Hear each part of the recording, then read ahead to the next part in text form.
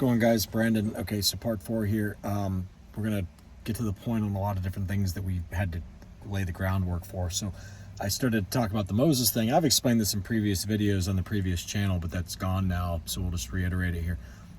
What Moses did is what the world leaders do today, where you program everybody to believe. You sit back and observe, what do people fight about, and maybe you guide it a little bit. But the point is, you come up with two different teams. Like today we got Republican, Democrat. You can use race, you can use whatever, but the point is, you get two teams, and you tell the other team they're not allowed to kill the other team. You tell them that over and over. You're not allowed to kill each other. I know what that other team's doing is horrible, but you're not allowed to kill them. And then what is war? You finally give people permission to kill each other based on the two different teams, and you have a civil war or a cross-border war. But the point is, what Moses did was he ordered the people to kill each other via a civil war. Via a civil war, the Vatican conveniently eliminated from your teachings, okay, and so did the big religions, but it's because they don't want you to know how they run the show. And see, Moses used to hang out with the pharaohs. He was buddy with the pharaoh. See, Moses' whole dispute with the pharaoh was, I got to get these people out of here, because I don't believe that we should continue to enslave them. There's some good people in this group. But the pharaohs are very savvy. The pharaohs know that there's only like 3 different ways you can handle a stupid person. One is you kill it, okay? And that can be done by the way that we just explained that the civil wars are achieved, okay? That Moses and the other enlightened people know how to do. It's very easy for them to get you to kill yourself. You're not actually committing suicide, but you're going to a battlefield where you're paired off with someone else who's going to kill you, okay? So it's a given that you're going to die, okay? A very large percentage of people will die, all right? And then we'll see if the other people want to behave properly after the war's over. War is a great time to instill ethical behavior into people, because the whole thing about partying every night and getting wasted and that doesn't work so well when there's a battle to fight tomorrow, okay? So you're going to die on the battlefield if you're not sober and ready and attentive and working and all these different things. So war and military in general is a great opportunity to get people very disciplined, which is the whole problem here that Moses had with his people, is that they lack self-discipline. The other thing that the people were doing was they were worshiping the golden calf again, which Moses said don't do that, because the time of Taurus was over. It was now the time of Aries. Moses blows the ram's horn. He's like a goat. Aries, okay? Then Jesus comes along. He says now it's the new 2,000-year cycle. We're into Pisces, the 2 fish, Jesus' symbol. And now, guys, right now, we're entering the time of Aquarius, okay? Have you guys ever stopped and thought about Brandon, if Aquariuses were so important and we're in the time of Aquarius, there'd be very important Aquariuses at the top of the food chain. Food chain, you mentioned. What's that mean? Haven't you ever heard of Darwin? Yeah, I have. Do you know what his birthday is, bitch? Not only is it Aquarius, but his birthday is February 12th. Important presidents would be Aquariuses. Oh, you mean like the one who wanted to free the slaves to give America true freedom? Yeah. What was his birthday? What was his name? Abraham Lincoln, maybe? What was Abraham Lincoln's birthday? February 12th. Oh, shucks. That's interesting. What about, okay, fine, let's not be so serious. What about just sports players? Sports players would be, if it was the time of Aquarius, Brandon, there would be some sort of sign from God where all the greatest sports players would be Aquariuses. Oh, yeah, you're right, because when you go to basketball and you say Michael Jordan's the greatest ever, you're right, he's not an Aquarius.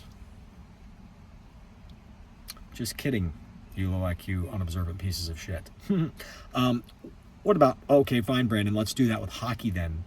Okay, who's the greatest hockey player ever? Wayne Gretzky, and he's not an Aquarius. Oh, he's not. Is he, Jack Fuck? Is he, you low IQ piece of shit? Oh, actually, he is, isn't he? Oh, who's the most famous soccer player?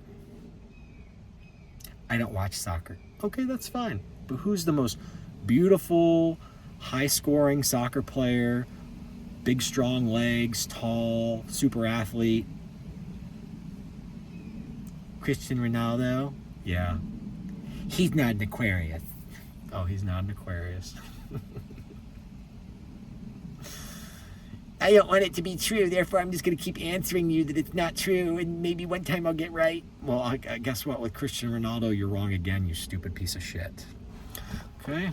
So this is what I deal with every day. It's like you guys hope. Everything with you guys is ego. When I try to have a serious conversation with you, I'm answering the questions how you pieces of shit answer the questions. You guys don't actually, and not all of you, don't get me wrong. And I'm going to put a lot of potent stuff in this video. This video is going to get taken down because I'm going to put in stuff that I think is classified, secret, sacred in this video. And I don't have a big enough following, and most people's attention spans can't make it through 4 of these videos, okay? So this is kind of like an IQ test. So if you made it to video number 4, congratulations, you're not a fucking squirrel, okay? Because the other videos have been very packed with potent information. This video will be no different, but this video is really going to get to the point on a lot of things. So we talked about how Moses understood the concept that the pharaohs taught Moses is that you can only do so many things with stupid people. You can either kill them, okay, for being violent jackfucks, or you can enslave them and force them to behave properly against their will because they want to behave like a jackfuck, and you saying that you're not allowed, you're going to do X, Y, and Z each day is called enslavement. And then what's the other thing you can do with really stupid people? You can create imaginary carrots that they're never going to get to motivate them to act properly, also known as lying to them. So you can lie to them, you can kill them, or you can enslave them, or you can let the stupid fuckers destroy society, which they will. Okay? That's it. The Pharaoh knew this. The Pharaoh told Moses this. Moses said, that's fine. We got to get the people away from the Ark of the Covenant anyway because they understand the super weapon that runs on ether. We got to get people illiterate and stupid and away from the weapon. But we have to give people the confidence that they can escape the turret with the Eye of Ra on top. What was that? One of the pyramids of Giza. People aren't going to run away because they know that you're going to zap them. So the only way that we're going to be able to get the people to have the confidence to run away into the wilderness is we have to disarm the Ark of the Covenant. We have to disarm the Eye of Ra, which is a laser gun, you stupid fucks. There's no evidence that the Eye of Ra went on top of the Pyramid of Giza. Look at your fucking dollar bill, you low IQ piece of shit. It's so disgusting. It's disgusting. Okay, so anyway, there's no evidence that Giza was a power plant. It was definitely a tomb, even though there was no sarcophagus inside when they opened it after thousands of years. It's unbelievable. There's never been a torch brought inside Giza. There's no soot on the roof inside any of the things. Well, they just used mirrors. Oh, they had mirrors, huh? But they didn't have laser guns? Yeah, they had perfect, amazing mirrors, but no lasers. They don't understand optics that well. Okay. So anyway, it's fascinating how you guys just make shit up as you go to try to... It's all around ego. It's all around you believing that you have it all figured out and you don't want to hear the real truth, okay? So we're going to talk in this video. I'm going to give you guys... I'll just jump into it. The double slit experiment. I have asked you guys via Facebook, via friendship conversations over and over and over. I said, can any of you guys understand why the double slit experiment is not a paradox if you reintroduce ether into the equation? And pretty much I've never met a single person yet who can explain it back to me. They all still think it's a paradox. Because they say, but Brandon, did you see the part at the end where when they have the observation tool turned on, the particles behave differently, and when they turn the observation tool off, the particles behave different yet, so the particles know that they're being observed? If any of you have ever surfed before, you'll know that when waves come in from the ocean from 2 different storm systems, you get a bi-directional swell. You get the waves coming in one way, and you get the waves coming in another way. And where those waves interact, you get an interference pattern. And if you ever drop your surfboard, like fall off your surfboard's going to get inside that wedge between the two waves that are, in sync with each other. They're going to carry your surfboard to shore at a very specific point. Now, if the storms were perfect and the waves frequencies were exactly perfect, the spot where the surfboards would be brought to shore would always be the same select spots. I explained this to you so that when you watch the double slit experiment videos, you understand the concept, okay? Now, what happens if we introduce a third storm that would hypothetically be able to generate big swell from the beach side? You say that's impossible. I know, I understand what you're saying. That's impossible what I just said, but just follow me here hypothetically. If a big gigantic wave could start going the other way from the beach, from a third storm, and it goes out this way, okay, what would it do to that perfect interference pattern? It would destroy the interference pattern. Do you guys understand that once the interference pattern is destroyed, the surfboards no longer get carried to the certain spots anymore, and instead it's back to just going to wherever you fell off the surfboard's going to ride the wave in at that exact spot without any, what's the word, corralling to different spots like Planko.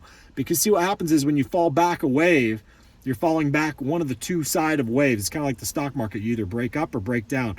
When the surfboard falls back a wave, like let's say the wave gets ahead of the surfboard goes underwater and falls back a wave. The surfboard is then going to deviate to the right or to the left because you still have the waves coming in from two different directions when there's only two waves. So it's going to fall back to the right or it's going to fall back to the left until it finally hits the other wave to get caught again and taken to the beach at that exact point. So it's like Planko. It's going to fall, like on The Price is Right. It's going to fall in one of a series of categories with odds being the greatest in the middle. What's that have to do with ether, Brandon? I'm falling asleep and you're really boring me.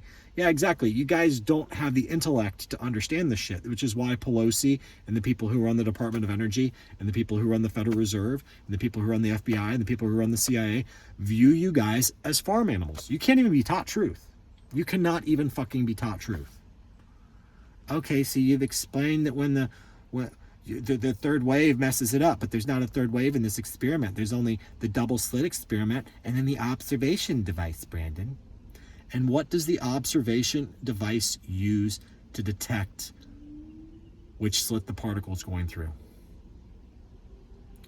I don't know. It's looking.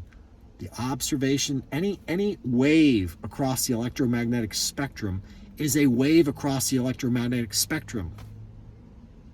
If you're doing the double slit experiment with light or whatever wave you're using when it's coming through the two slits, understand when you turn on a third observation tool that uses electromagnetic, that's a third storm. That's a third wave across the ether. You've now defeated the Anyway, what I just explained to you is super classified because they use that magic trick to fool every last one of you stupid pieces of shit. I'm being dead serious. Well, Brandon, obviously someone explained it to you, and then you decided to then rub it in our faces that we're not smart enough to understand it when no one, we didn't have someone explain it to us like you had someone explain it to you. Do you guys know who explained it to me? The ether. The thing that you guys don't think is real, the thing that I'm describing to you right now, how it works, that intuition inside, that's what explained it to me. A long time ago, over a decade ago, and I started putting up videos about it on Facebook back then. They're still there. It's all time-stamped. So whenever one of you want to come out and try to take the fame and be like, give me the Nobel Prize, I solved it. No. It's time-stamped back here. I'm the one who explained it first.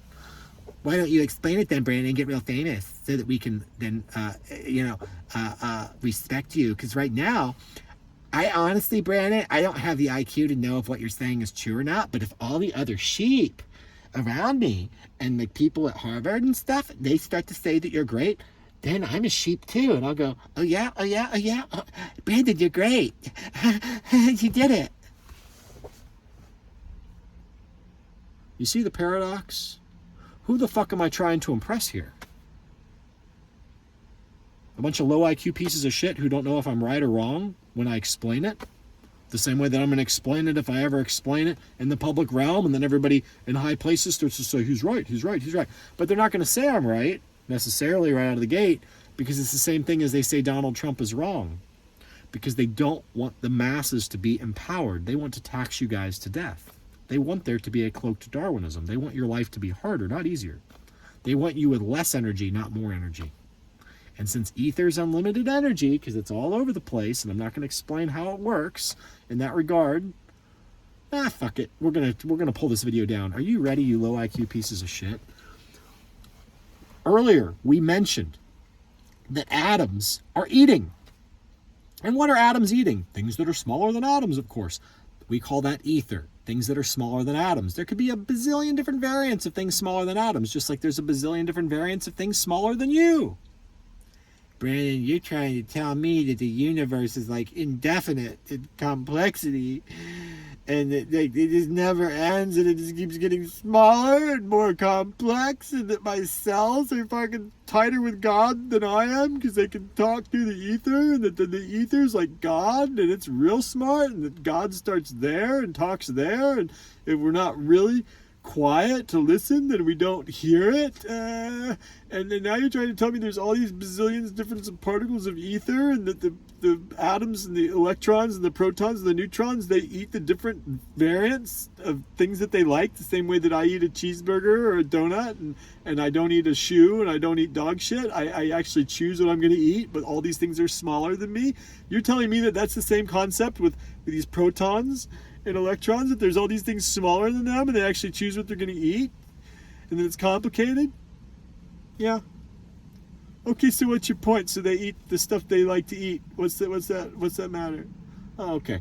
So if you have Earth or the sun or whatever, which is a sphere, but for simple sake, we'll just say circle right now instead of three-dimensional sphere, because I know your brains get maxed out pretty fucking easy. So we'll just say circle.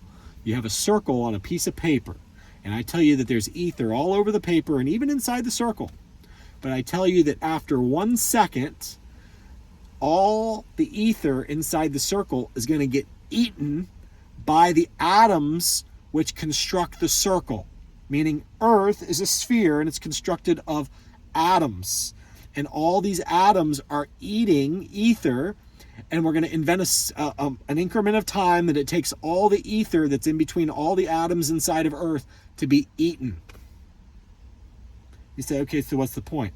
The point is then other ether from all of outer space, because it's like a finer air, moves to the location of lesser pressure, which is inside the lattice. Okay, so for instance, if you have a lattice of a building, like the structure of a steel building in downtown New York, so you got it. Can the wind flow through when you just have the beams, you don't have any walls up, you just have beams? Sure, wind can flow right through. Does the wind exert a force on the beams? Sure. There's wind resistance. There's Newtonian impacts from the wind to the beam. Okay? Why do I bring this up? Because if the ether is flowing into this planet to replenish the void, to only be eaten again, and then more flows in, gets eaten, more flows in, then gets eaten, two things happen. One, the atoms multiply and Earth grows, which it does. So does the sun. So does every other major planet with a fusion reactor core. I'm not going to get into that right now. I've already explained it many times. If you guys can't understand it, you're a fucking retard. I'm sorry. You guys are mentally disabled. I'm just helping you guys come to grips with the real issue here. You sit there and think that the world leaders are assholes to treat you like a bunch of fucking retards. Prove that you aren't, for a change, because you are. Okay. So anyway, so one, Earth would grow, but two, there's a wind force on all the atoms. And which way is the wind force? Down. Because like a slice of pie all the way to the center of the Earth, below you, a little cone below you all the way to the center of the Earth, it gets real narrow at the center of the Earth and it's as wide as you are up here. All the ether that has to go down to feed all the atoms has to first flow through you like the skyscraper. And it exerts a Newtonian wind resistance force. Air molecules versus the beams in the building. Air molecules have weight. They have mass. They run into the beams of the building. They have a Newtonian force against the building. They can push the building. Okay, but the building stays strong and it resists them the same way that you stand up and resist the force of what? Gravity. You mindless fucks. I just explained to you what the force of gravity is that none of you can fucking figure out. It's the flow of ether into this planet, into the star, into the black hole, and the more and more atoms you have in a concentrated area, the more ether that has to flow in to feed them. And once enough ether flows in to feed them, Okay, and it never stops. It keeps getting worse and worse and worse. But once the ether starts flowing in fast enough, you have what's called a black hole, because once the speed of the ether flowing in exceeds the speed of the waves trying to travel upstream away from the planet or the star, because we're underneath the waterfall of ether right now. This is how Tesla's electric motor worked. This is how the electric motor that was in his car that would just self-regenerate when he'd park, it would just recharge. This is how the Ark of the Covenant worked. There's always a waterfall. There's always a waterfall hitting the metaphoric helicopter blade, but the metaphoric helicopter blade is on the atomic scale. And it charges other things. And Tesla was into this stuff. And guess who used to hang out with Tesla? JP Morgan. And guess what JP Morgan did? He got Tesla all the Egyptian and Alexandrian artifacts that they could afford. And JP Morgan was a rich motherfucker. And later on in Tesla's life and later on in Einstein's life, they had a little bit of a change of heart to where they realized, you guys, and you say, well, Brandon, maybe I was just born with low IQ. But here's the thing. Here's the thing. I genuinely believe this, and I'm not just bluffing. I'm going to go back. I don't talk about it because and regularly with people, because it just comes across as so arrogant, because people just think, oh, you're saying that you're way ahead of all of us. From the time that I was very young, I was very conscious. I mean, very young. I'm talking like 8 years old and under. I was very conscious of, did something bad happen? Did I have a bad feeling before that something bad happened? How can I be more in tune with those feelings that something bad is going to happen before it happens? And instead of sitting there saying, God's not real, blah, blah, blah, blah, blah, bless me that I win the lottery, it was always, what am I doing wrong that you're not communicating with me before something bad happens? What am I doing wrong that you're not communicating with me to tell me what the right answer is when I have a tough decision in life? And that, I believe, is something that God, the universe, ether, whatever you want to call it, is willing to give you. But you got to work for it. You got to have self-discipline, and you got to think to yourself, and there's something about the people that I like in this life. I get to know them, great. There's something there, there's a connection. And when I asked them this question, like, when you were young, were you very focused on trying to figure out, what are you supposed to be doing? Can you detect the difference? Did you try to detect the difference in how you felt before bad things happened? That way you could try to avoid the bad things in the future. It's always a yes. These people are very in tune. Doesn't matter if they're Muslims, doesn't matter if they're Buddhists, doesn't matter who it is. The individuals who I like are very in tune with this. The Russian girl that I was hanging out with, she was very in tune. This last week, I realized something really profound about her and I's friendship when we were hanging out together. She wanted to talk about money a whole lot. And I found it very annoying because we'd be going from like point A to point B. And she's like, when are we going to make money? When are we going to make money? And at the end, I ended up paying her $5,000, even though she hadn't earned it because, it's capitalism. She hadn't done anything to really earn it. I still gave her the $5,000 because she put in the time. And I didn't want her to think that people were just out to get her.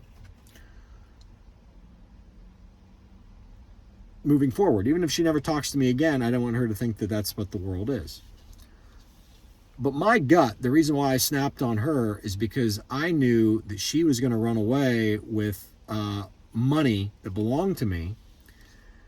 And so instead, I wanted to see what happens if I pay her some money.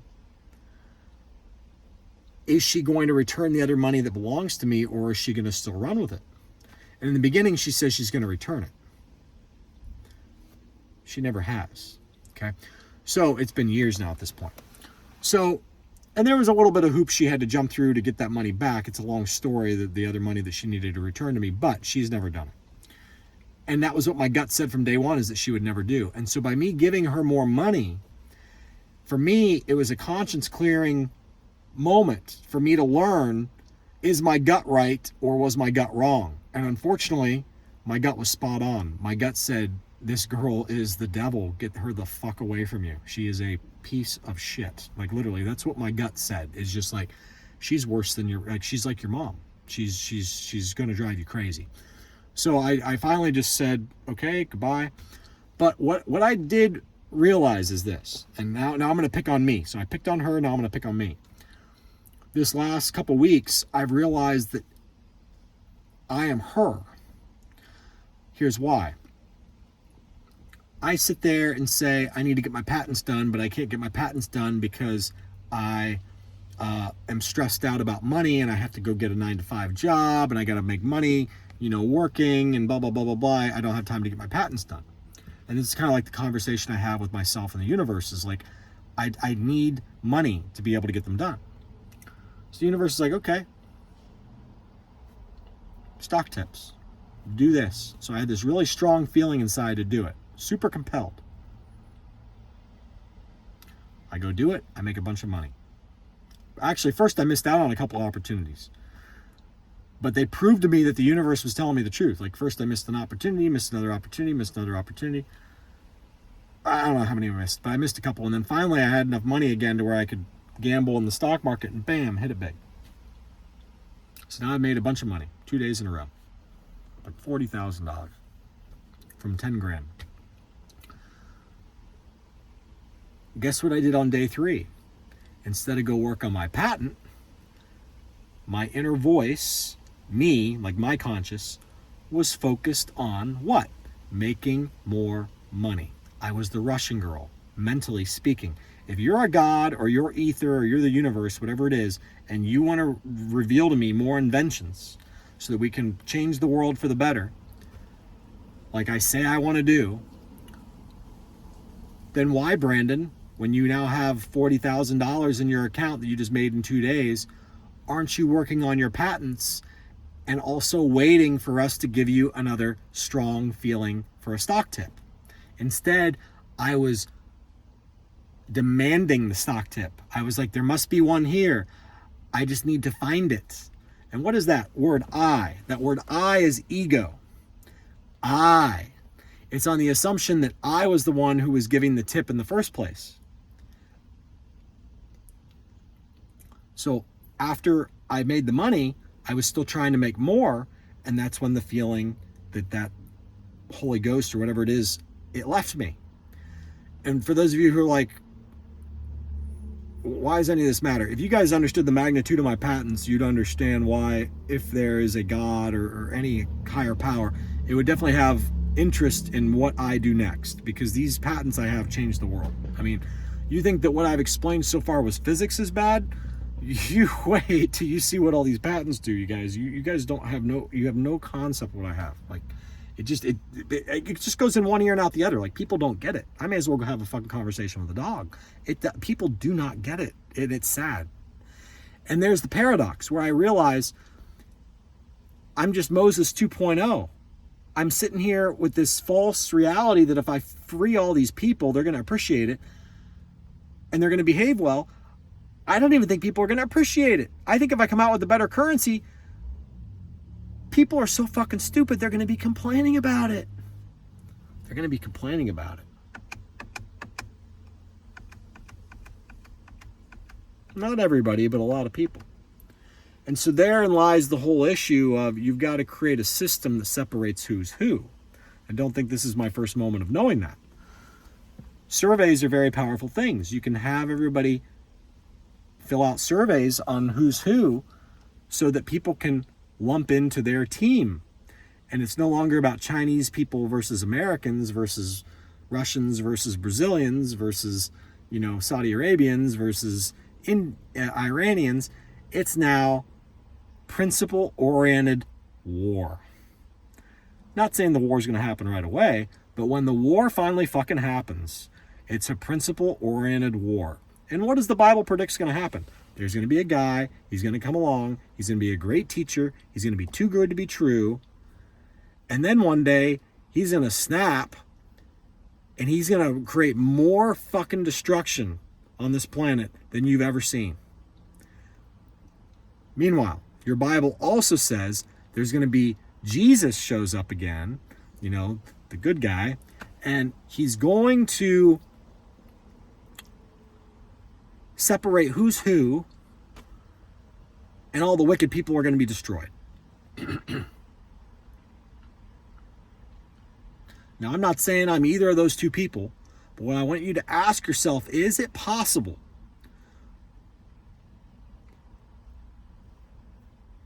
that if the Jewish people don't believe that Jesus is good, because they didn't, they killed him, okay, the Jewish elites killed him once, do you think that if they think he's going to show up again, they would want you guys to think he's good? Or do you think if they could program you into thinking he's bad? Okay, now I'm not saying I'm Jesus. I'm just saying, if a guy like Jesus showed up again, made big impacts to try to help you eliminate unnecessary middleman, okay? Which, by the way, I'm just asking you. I'm not going to answer the question. Do you think the Jewish elite would like a system where unnecessary middlemen get exposed and are no longer part of the equation? Let's say that I had a system where people could loan each other money and you no longer need a bank. Do you think the Jewish elites would like that idea or not like that idea? Do you guys realize that there has been History Channel specials about the Antichrist back when I was just out of high school, that he would drive a black Corvette? Swear to God. And you say, well, you started driving black Corvettes so you can match up with him. No. I already owned my C5 Z06 at the time with a big blower on it. I already owned that car, okay? Then this stupid